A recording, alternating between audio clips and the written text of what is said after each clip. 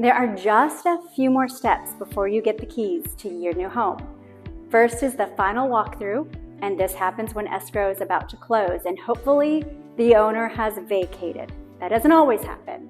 It's your last chance to inspect the property with your agent to verify that everything is in the condition that you expected it to be and that everything that's supposed to be in place, like appliances and light fixtures and mirrors, are still there.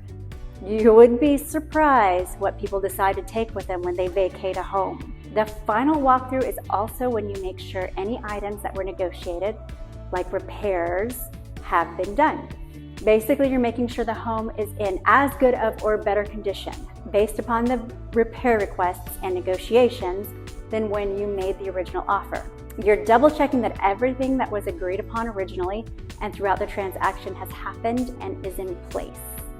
If it hasn't been done, or something about the condition of your home is not what it should be, your agent will advise you. Typically, it means delaying the close of escrow until the seller makes things right. I know, bummer, right? But in practice, this doesn't really happen all that often. The seller is as eager to close and get their money as you are to getting the keys. The final walkthrough is also a great time to do some measuring and decide where furniture is going to go if you haven't done that during inspections already. Sketch out a rough floor plan with furniture placement to make your move smoother.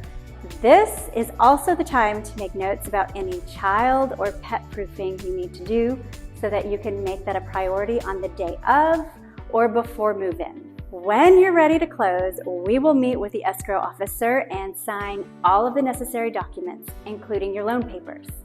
This is also when you'll provide the rest of your down payment and bring any remaining closing costs.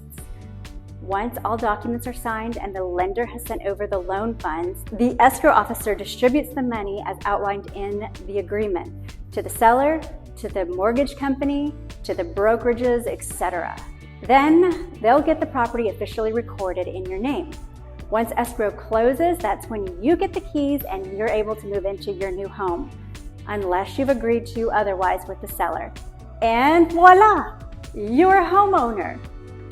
As you can see, there's a lot to think about when you're buying a home. I've seen people who try to represent themselves and they make some really expensive decisions.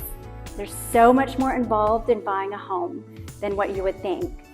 This literally could be a 7-day training just to make sure you're aware of what happens during the process. Most likely, buying a home will be one of the most expensive, if not the most expensive, investments you will ever make. I hope I've given you enough insight that you understand how important having a good agent on your side is.